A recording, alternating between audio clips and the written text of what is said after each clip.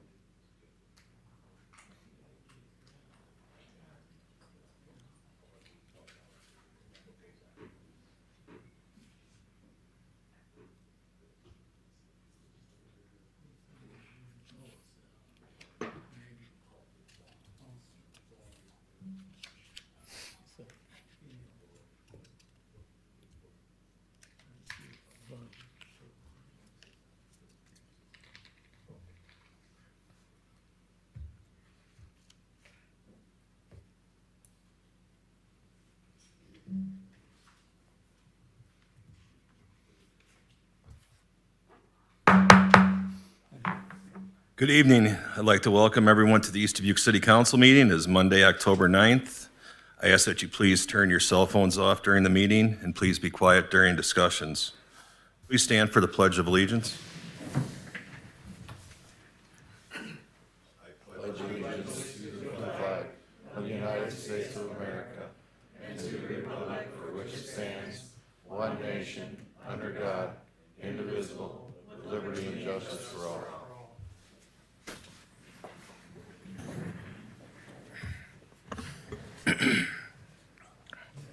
23-1005 call to order.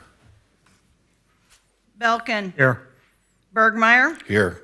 Dagenhart. Here. Mayor Digman. Here. Fleur. Here. Meyer. Here. Roby. Here. Attorney Hess. Here. 23-1006 staff reports. We're going to jump Chief Heim up to the front of the list tonight. Happy birthday. Your birthday present is not having to listen to my report.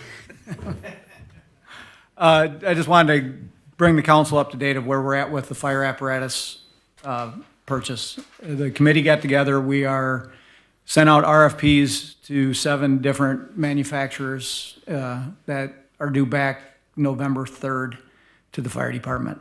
Our goal is to stay within that amount of money. We were also awarded a 0% loan through the Illinois Fire Marshal's office for up to $350,000.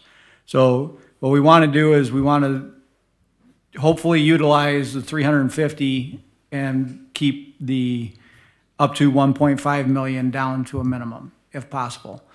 The thing that we have to remember is right now we're going to be speccing a rig to fit into a station that's going to be about 27 feet long, or a little less than that, or a little more than that. So that in itself could possibly have an upkeep on the price. So we don't know where that's at until we have the RFPs back from the 7 vendors or whoever decides that they want to bid on it.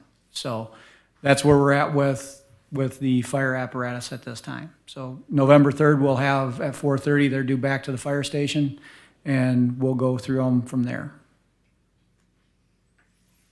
If there's any questions, That's for 2 units, Joe? that'll be for 2 units. Okay. So we applied for the fire marshal's loan back in November when it came out, and we were notified a couple weeks ago, 3 weeks ago, that we were awarded it. So that'll be 0%.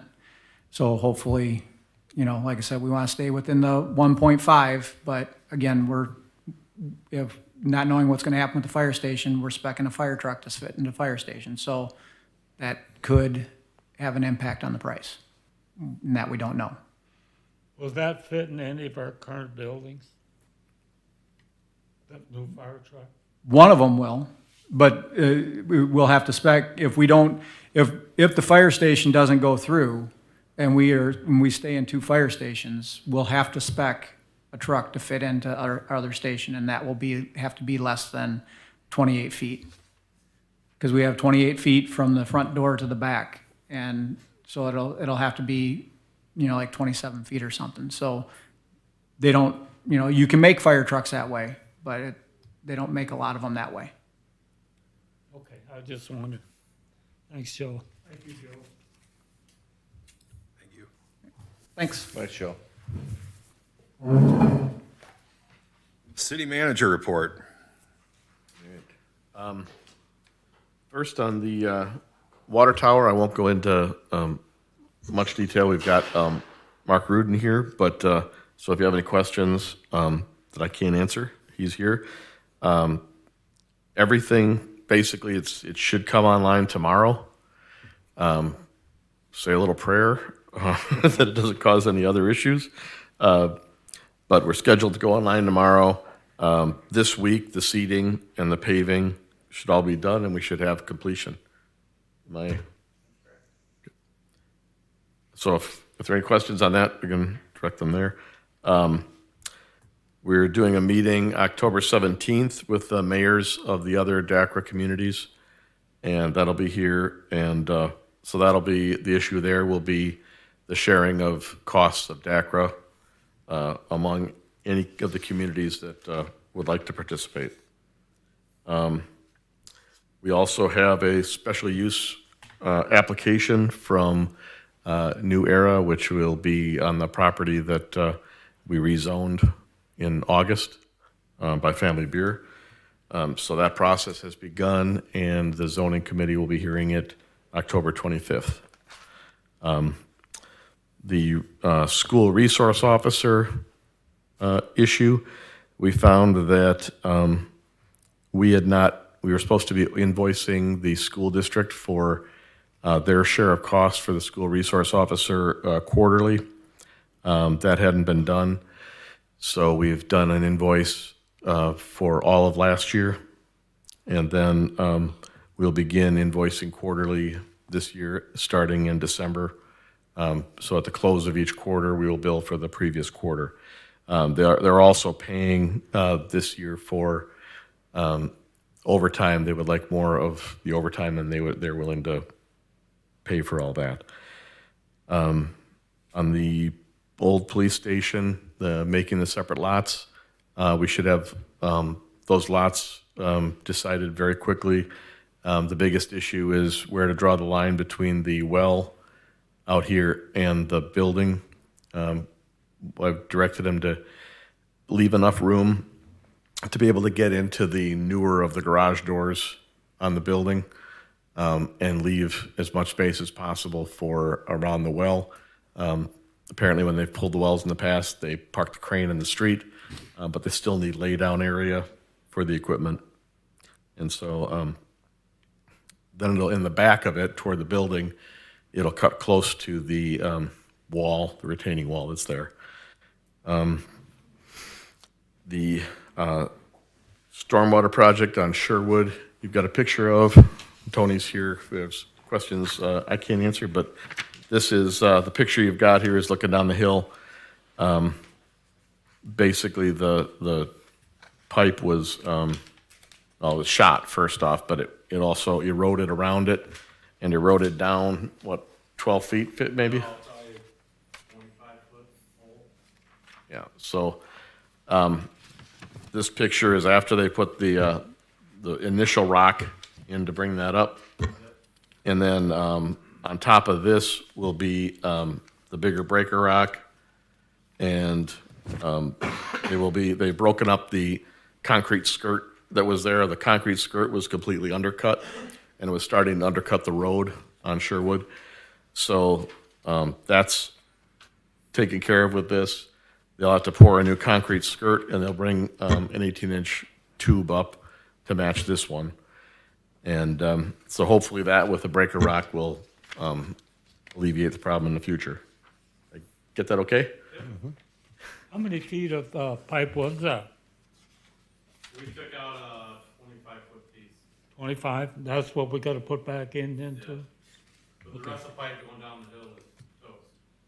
Oh, okay. So the picture of the pipe that came out is completely Yeah. rusted through on the bottom. Shot. Yeah. So, Okay, thanks, Tony. and I think that's it for my report. All right, mayor's report. I just got a couple civic reminders. This Friday, October 13th, is the homecoming parade at 3:30. And then this Saturday, we have the Edge Foundation Big Cup Golf Outing up at Birchwood. All funds from the golf outing are going to the fireworks for next year, the 2024 fireworks and Independence Day celebration. And there are still openings for golf and hole sponsors, so keep that in mind. Alderperson report. Can I skip back? I did miss. I skipped by a couple things. Sorry. If you saw my handwriting, you'd understand. I should be. The other issue is the up at the new water tower. We have been approached by the fiber company that's coming in. I'm on fiber that's going to be laying through the city, and they would like to lease space from us for a hub. Hub is a 12 by 20, I think, building, block building, and we think we've got space for that between the water tower and the 19th hole. So basically, for land we can't use for anything else, we should be able to work a deal to get a revenue stream from a lease. Also, I've begun contacting cellular companies. I contacted US Cellular so far to talk about space on the water tower for antenna. And so that may be an opportunity for another revenue stream long term. We've also looked at the site of the old water tower. That would be a fallback for the fiber hub, but it's actually a marketable spot in the subdivision there. It's about 1/3 of an acre. It's a little bit bigger than the other lots up there. I've spoken to a realtor, and we think that that's got a good enough value to go and try to sell. I won't announce a value here, but I would like to consider adding that to the appraisals that we're going to have done. And the appraisal process will start when we get the lots done for the police station. And then the other thing was we have the gaming report that was requested at the last meeting. So I will hand that out here. That's it. All right. We'll move on to the alderperson report. Belkin.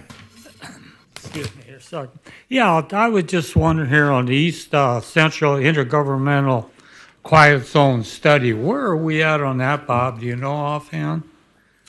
The quiet zone had to do with getting the trains to quit blowing the horns going through town here. What I know about it is that we are still paying for it.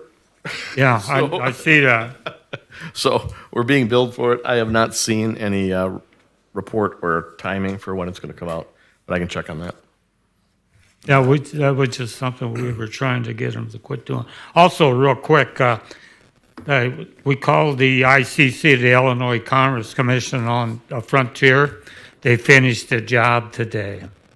So thanks for giving us the place to start. That's all I have, Mayor. Thank you. Nice. Bergmeyer. I have nothing this time. Thank you. Degenhardt. I just got a couple things. I want you to know Wally Bonnet passed away this morning at 10 minutes to 10. So he was part of this community, and I just want to let people know here know. The other thing, Sue, have you got any updates on the woman from Kansas City? Yeah, I was going to give that as part of my report. I can do that. That's all I have, Mayor. Thank you. Fluer. Nothing. Thank you. Meyer. I don't have anything. Thank you. Roby. Nothing. Thank you.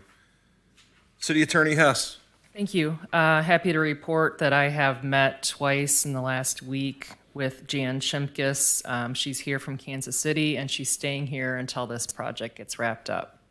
I met with Chaz McDermott, who's putting in an offer to purchase 340 Menominee, 496 DeSoto, and 374 Menominee.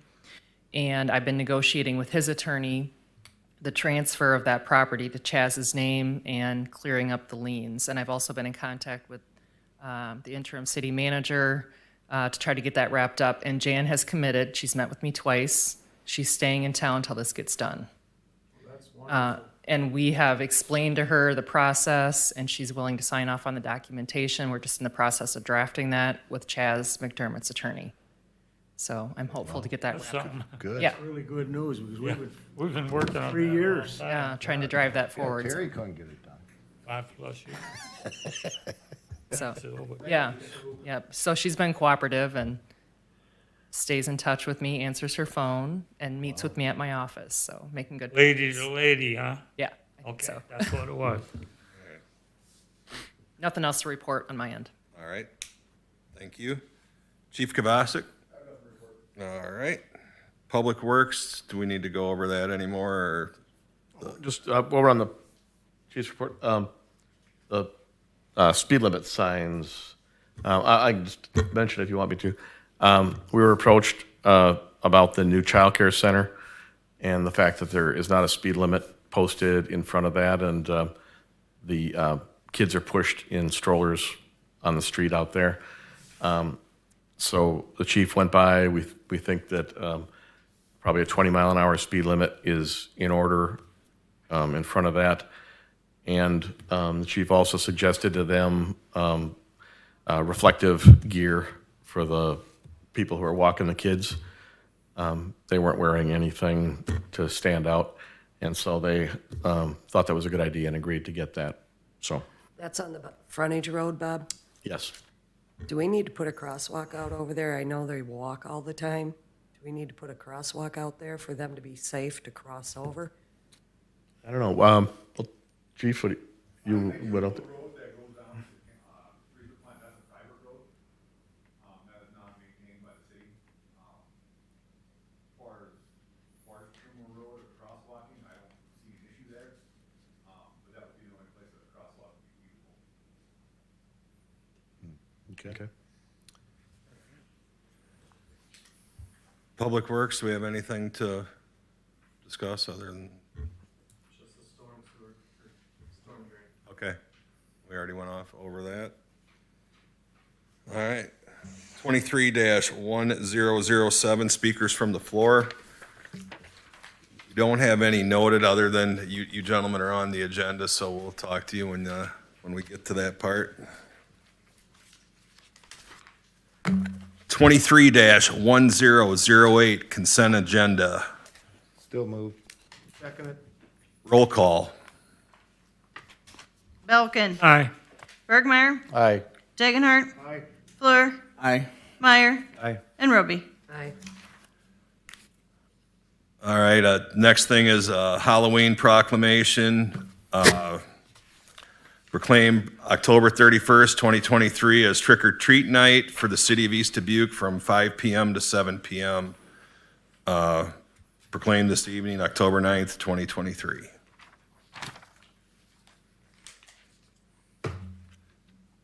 Old business, 23-0710. Discussion and possible action to approve purchase or lease of new copy machine for City Hall in the city of East Dubuque. Yeah, so you've got all the documentation from the bids that came in, but probably the most useful piece, I did a spreadsheet comparing the costs of the different, the main ones at least cost. The final line is the purchase price. I would suggest we not go with the purchase at this time. And so what I did on this sheet, and first off, I want to give kudos to Pam, who contacted several of the companies, and we got one bid in from Access, and then when we went back and got other bids to come in, Access asked if we were getting other bids, and when we said yes, they significantly lowered their cost. So, so I think that I want to say it's about in half almost. But so what we did is the first column coming down is 4,000 sheets of color and color and 1,000 of black and white, and then it goes up in each of the subsequent columns. So my recommendation would be that we go with Access. It's 10 pages a minute faster. It's the same company manufacturer. And when you take the contract and combine the lease and service with the per page cost, at each of these levels, it's less expensive than the other lease bid that we got. So any questions on that? Is our current copy machine like bad or broke or that we need a new one? The lease is up on November 1st, Lease is up, okay. and it would cost us, I think, $2,500 to keep it. Is that how it goes? Yeah. We're leasing right now. Yep. We need a motion on this? Yes. I'll make a motion. All right, so we got a motion to approve the I'll second. contract with Access. Yeah. Second by Delbert. Roll call. Bergmeyer, Aye. Dagenhart, Aye. Fleur, Aye. Meyer, Aye. Roby, Aye. Belkin. Aye. New business 23-1009, presentation and discussion of project update with Bridge City Collective.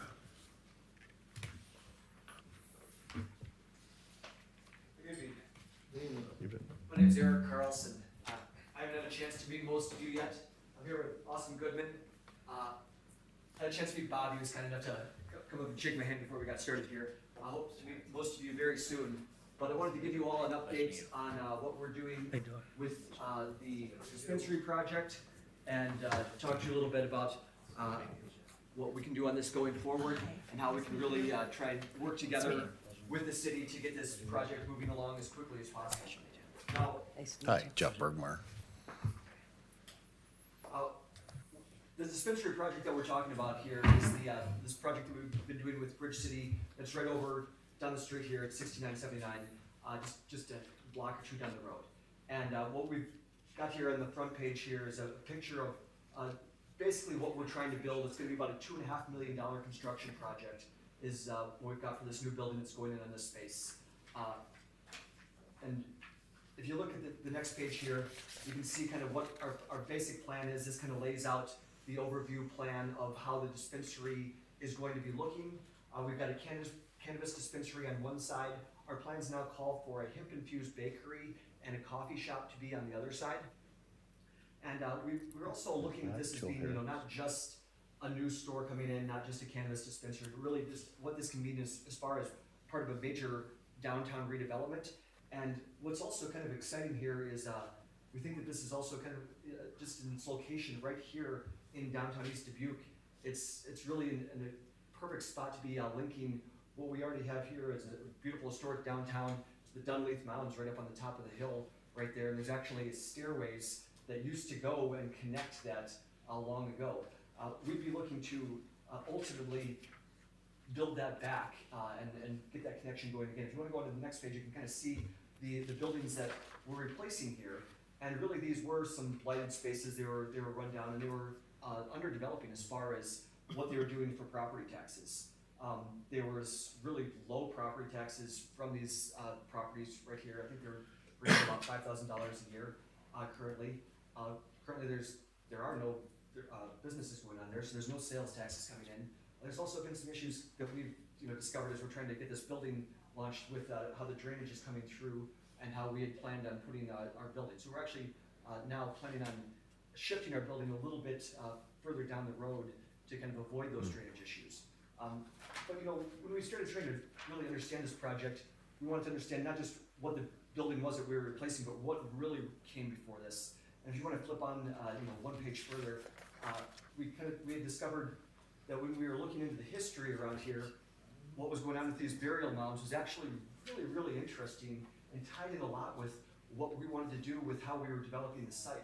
Because these burial mounds happened to back up directly to the back of where our site was. And we saw that when the actual building was cut into the bluff, there was a spot where it juts out a little bit. And I was like, wow, that's kind of weird. Why would part of the retaining wall be 30 feet tall and have a little spot where it's only 15 feet tall? But if you look on this map that's on here, this is a map that I was able to get from the 5th Annual Ethnographers Report to the Smithsonian Institute in 1885. And it contained a really cool map of East Dubuque from when they went out and excavated the Indian mounds. And Mound 18, right by the creek that goes kind of through the back of where our property is the mound that was excavated there. And there's actually kind of some really cool history that goes along with all of this, because Colonel Norris, the guy who excavated all of these mounds, he has a quote on there from excavating that particular mound that contained an unusually large skeleton, the length being somewhat over 7 feet. It was all distinctly traceable, though it crumbled to pieces immediately after removal from the hard earth in which it was encased. This language has now become, I'm not sure if any of you are aware of this, this language has now become part of the core of a popular conspiracy theory about the Smithsonian Institute covering up the discovery of giant bones in Indian mounds back in the late 1800s. And this ties in with Nephilim and all sorts of conspiracy theory things that are actually quite popular now. And I'm sure you're well aware of like the historic tourism that this area gets between Galena and Dubuque. And I'd really love to see this be a part of bringing East Dubuque really into that cycle. I mean, we are sitting on top of the greatest conspiracy theory of the late 19th century in a historical district that is completely obsessed with the late 19th century. There's everything up around here is from that people care about and I really love to come here and see from the 1830s to the 1880s. And we're talking about a conspiracy theory that is centered in 1870. I mean, this is like spot on, like brand perfect as far as I'm concerned. And so because of this, one thing that we did and that I did personally was I started up a new not-for-profit that we're seeking 501c3 status on, the Dunleith Historical Society. Because one of the things that I want to be doing with our project is not just be selling cannabis and bringing people downtown with cannabis, because I think that's going to be an absolute magnet for people. But I want to be bringing people downtown for more than that, for tourism, and really put this on the map as a place to visit. People are coming here already from across the region to Galena and to Dubuque, and they're driving right past East Dubuque. And that does not need to be the case, not when we have these beautiful Indian mounds here, not when we have a reason to be part of the historical, really the historical story that's going on here. So I think this is one of the things that I wanted to really talk to you about, because already with the dispensary, we're going to be bringing a massive amount of people here, especially with the fact that Iowa is not going to be legalizing cannabis anytime soon.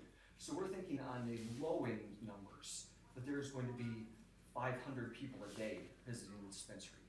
I think that on the high end, that can be double that number. So we're talking about hundreds of thousands of people in the downtown every year. That's going to be an impact for all the surrounding businesses, for all the surrounding restaurants and bars, and that is going to be an absolute major impact. But more than that, this is going to be jobs, and we're talking about 40 plus full-time jobs between the dispensary and the bakery, and bringing in new buildings, making things beautiful. I think this is something that a project that I'm obviously really excited about, and I think it's a project that you as a city should be excited about too. If you want to flip to the next page, I've put on a graph that I think really lays out what the impact that this project is going to have on local government. Now, if you see on this graph over here, if you look very, very closely, you can barely see a thin blue line across the bottom. That's the current property taxes that are being brought in. That's about $4,500 a year. Now, what we're talking about bringing in is increasing the assessed value of this property by over 1,400%, I believe. So we're talking about bringing the property taxes on this property from $5,000 a year to $50,000 a year. And I'm sorry, that's the increase. So it'd be going up to $55,000 a year. But more than that, we're talking about bringing in massive amounts on sales tax and this cannabis tax. From sales tax between the bakery and the dispensary, that's 0.5% that the city of East Dubuque is getting. We're projecting within the first year. Now, the reason it's lower in 2024 and so much lower is we're not projecting that we're going to be able to get open until late spring of 2024. So half the year is going to be gone. But we're projecting that once we're there for a full year, we're going to be bringing in just the sales tax over $67,000 a year to the city of East Dubuque, another $135,000 a year to the county of Joe Davies.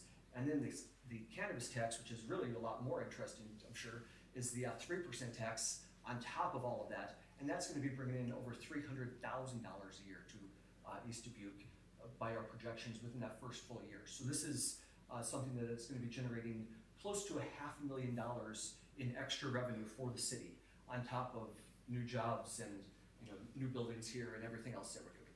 And so if you want to skip the next page here, we've got one on how the county can get involved, and I am going to be speaking to the county about trying to get involvement from the county on the revolving fund. Also, and I'd like to get the city's feedback on this as well, but one thing that I did want to talk to the county about was the multi-purpose path, which is currently being planned for going from Galena to East Dubuque and having some sort of kind of alternate route to have it go down Jordan and down to Cincinnati, so that the bikers who are using this can actually have an easy path to get to both the mounds and to the downtown strip. And that's something that I'm going to be bringing up with the county. And a lot of the things that I want to bring up with you guys are things that are no-cost efforts. I don't want you guys to be putting forth costs, but they're just going on to the next one. One of the things that we do plan on bringing into our store, apart from just the dispensary and the bakery, we do plan on bringing in some replica giant bones and really playing up kind of that historical thing. I know it's a little cheesy, a little schmaltzy, but I think this is going to be a really fun way to kind of bring in to get people interested in history and kind of tie in what's a really cool historical tidbit right to this local area. Now, one of the things that we're looking for from the city is just what can we do to get this launched quickly, because literally every month that we're able to get this launched faster is an extra $30,000 for the city. And that's $30,000 that just never comes back if the month is missed. So I want to try and get this whole project launched as quickly as we can. I'm sure that you guys do too. And probably the first thing that we want to ask for is just, as we're looking to shift the property down into the next couple of properties, the timber lease properties, if we can just have very fast approvals on it, if there isn't any additional voting that's needed for zoning to approve that slight shift to the property. I'm not sure if that would even be needed, but if that is, if we can just have that put through as quickly as possible, we ask for that. Also, as we're trying to get through with the permits, we've already had great success working with Bob, and just if we can just continue to have, all the, good work with you on making sure that all the permits go through quickly. I did notice that we are seeking PACE financing on this, which is a type of financing where there's essentially, for clean energy projects, there can be some third-party banks that will loan money, and Joe Davies County is part of this, but according to the Joe Davies County website, the city would need to vote on passing some sort of CPACE ordinance in order for things to go through. So maybe, Attorney Hess, if you can look into that, if there is anything further that would need to potentially go on CPACE. I haven't talked to the CPACE lenders myself directly, so that might just be kind of third-hand knowledge, but I just want to, see if we can have any, support from the city on that. And then just, the last thing I just wanted to talk to you about now is TIF financing, because we are in a TIF zone here in downtown. And so I did want to talk to you about how we can be using this, this situation that we have here to really get money back into the city coffers for both your TIF, specifically your TIF, money, and for all the rest of your finances. And what I think is really great about this project is, what we're proposing is going to be budget neutral for your TIF finances, but it's going to be bringing in a large amount of money into your general coffers. And so we'd be asking the city to look and see about, trying to actually get a TIF bond that would be in relation to what the amount is that we're bringing in for an increase in property taxes. Now, I did do some research into these TIF bonds, and I was able to find that generally the rates that I was finding were about 5%. Now, based on the 5% rates that I was finding for TIF bonds, and based on what we were projecting for our increase in property tax values, we would be bringing in, we would be essentially asking for about $750,000 in TIF. And I know that sounds like an absolute huge amount of money, but I do want, but that is based on trying to figure out what is the most amount that I could be asking you for that wouldn't be anything other than budget neutral. So that's based on a couple of things that are assumptions that they made in here. One of them is the interest rate. I don't know what the actual, for sure interest rate is that you can get. The other one is the after value appraisal. We haven't gotten that after value appraisal to confirm that is going to be what the increase in property values are. But assuming that we get both of those to you very quickly, I mean that I think is what we would try and be setting the TIF amount on. And I've gone through and actually printed out quite a few of the spreadsheets that I've used to work this all out on, and I'm happy to get all of this to you in a more computer format, which might be a little bit easier on some of this stuff to understand and see than on paper. But really what we're looking at here is the current TIF district has 15 years left on it, to my understanding. During that period of time, we would be looking at the city of East Dubuque netting over $6.6 million with putting forward this TIF money. This is $6.6 million coming in from that additional cannabis tax revenue and the sales tax revenue. So I think this is something that is ultimately going to be very beneficial for the city. I think this is something that I'd really love to see as much involvement from the city as we can get, because we do want to be really good neighbors on this. And we're not coming in here to just try and make a buck because this is next to the border. That's part of why we're coming here, but we are coming here to actually be a part of this community, help this community, with tax money, help this community with jobs, and we want to be giving back to this community. I think one of the ways that we, really can be looking into doing that is trying to figure out how we can be building up all of the, the commerce and tourism that is going on through the downtown, and working together to do that. So I will be happy to take any questions and to talk to any of you and meet any of you afterwards.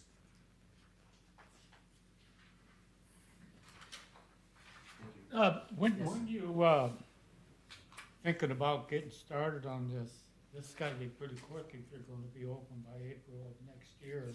Yeah, I mean, we're looking at, we have pretty much finalized plans that we are now being slowed down just because we're trying to figure out exactly how to shift them to avoid the water issues. What we were originally trying to do was put that building in right there where there had been kind of a little bit of a culvert creek going down in between the buildings. And because the two were gonna be joined into one building, we're now gonna be stopping that completely. And that was just causing all of our engineers just, to just lose their minds, that they were gonna be stopping up water. So that we are now trying to figure out a way around that, because, you know, they're like, we can't be doing something where there's a potential for this much water coming down and then have to build up on the back of your building. That just isn't gonna work. So you were talking temporarily, has that been purchased from? It is not. Or in the process, or- We've got an LOI out with them, and, so we're trying to get things figured out with that. They're, obviously not, giving us the hometown deal on this or anything like that, Yeah, so. I But such is to be expected, but, you know, that is, but we're moving forward on that and trying to get that going as fast as we can, because ultimately, at the end of the day, this is expensive to move forward, and it's more expensive to not move forward, and so this is something that, you know, the faster it's open, the faster we're all generating on this, so that's what we're looking for. Okay. Well, thank you very much. Thanks so much. Thank you.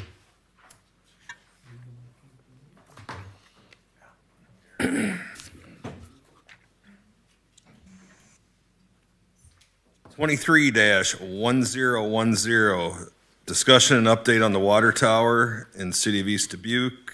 Mark?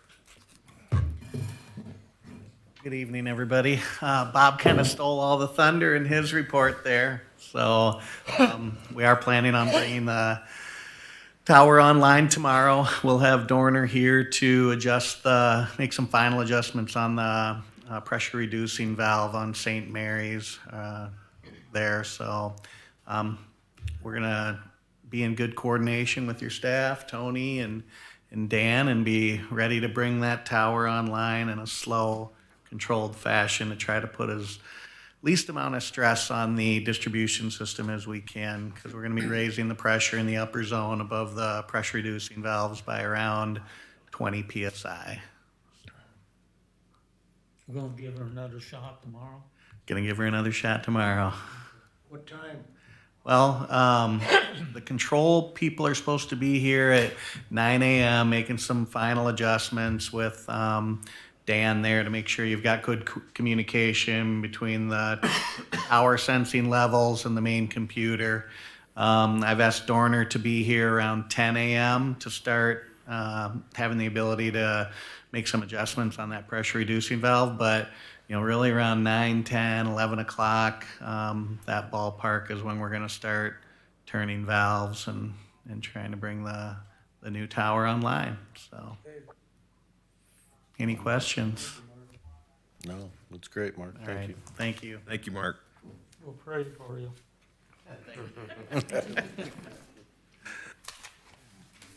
23-1011, discussion and possible action to appoint Brad Bergmeyer to the zoning board in the city of East Dubuque. So moved. I'll second. Roll call? Dagenhart, Aye? Fleur, Aye. Meyer, Aye. Roby, Aye. Belkin, Aye. Bergmeyer. Aye. 23-1012, discussion and possible action to approve special use permit for a roadside stand for Scott and Tammy Schaefer at 480 Wisconsin Avenue in the city of East Dubuque. Bob, if you'd like to. So this is the, you may have driven by it across the street from the high school. It didn't go in quite as easily as they hoped, so you may notice that it hasn't had a roof. It's because the trailer that was bringing it down tipped over en route and destroyed the roof on it. Otherwise, I think it would be a nice looking piece right now. But anyway, this was a request. They would like to sell just seasonal things. You know, now they would be doing pumpkins and things if they were open, and just have a little roadside piece. There are 2 driveways going into the place already for prior use. The zoning board really didn't have any issues with it and passed it unanimously, and I think enthusiastically.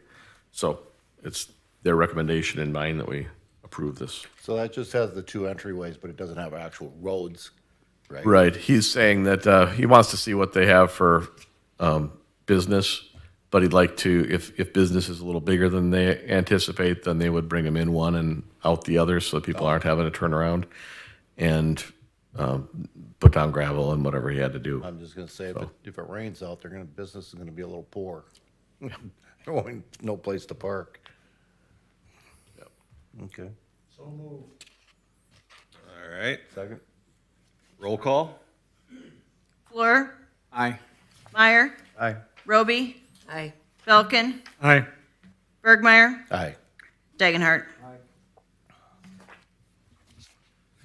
23-1013, discussion and possible action to approve an agreement for professional services with Community Funding and Planning Services, number 1 in the city of East Dubuque.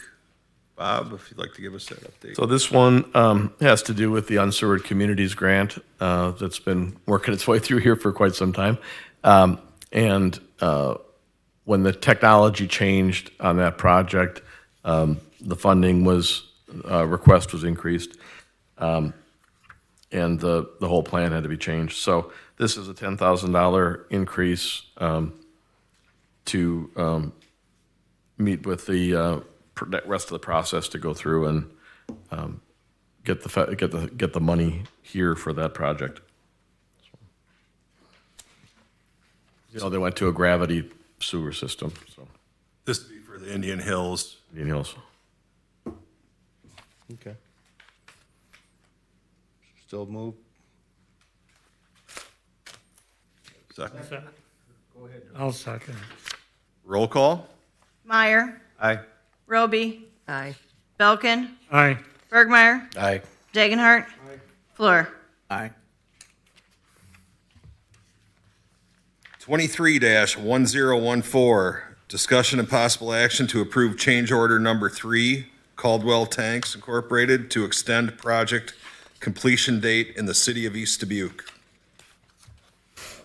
So this is, as everybody knows, we should have this system running by now.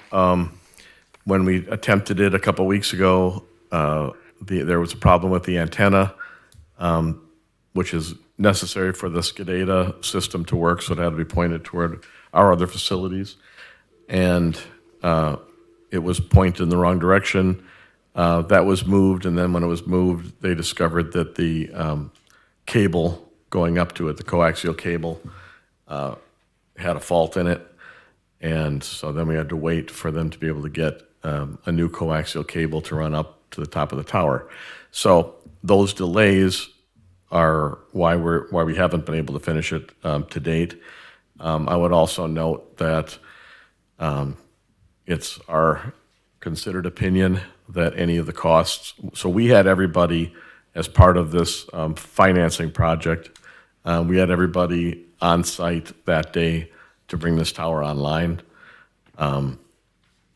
And I believe any costs associated with having to come back again and do this shouldn't be borne by us, but are a cost for Caldwell Tanks. So I've asked both Mark Rudin and Jill Pepin to make sure that we segregate those costs so that we can ensure that we're not paying for 2 attempts to bring the tower online.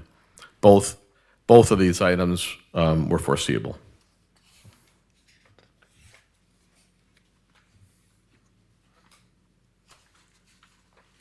But we do need the change order. What's that? But we do need the change order. Yes. We have a motion to approve. Second. Roll call? Roby, Aye. Belkin, Aye. Bergmeyer, Aye. Dagenhart, Fleur, Aye. and Meyer. 23-1015, executive session for personnel matters. I'll make a motion, we go into executive session.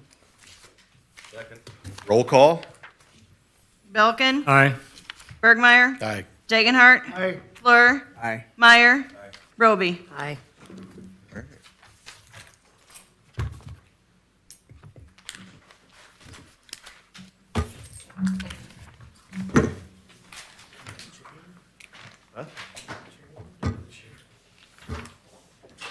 special chamber over there. Yeah, I know.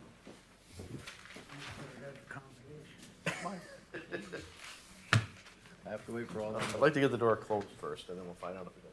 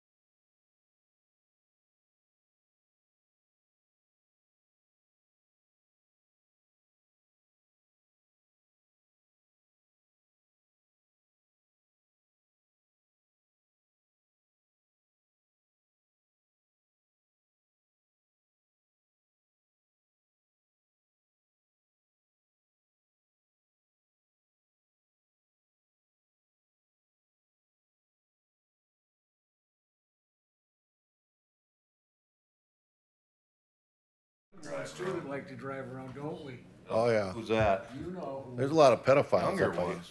There's a lot of pedophiles up by you, Ben. Oh. Yeah.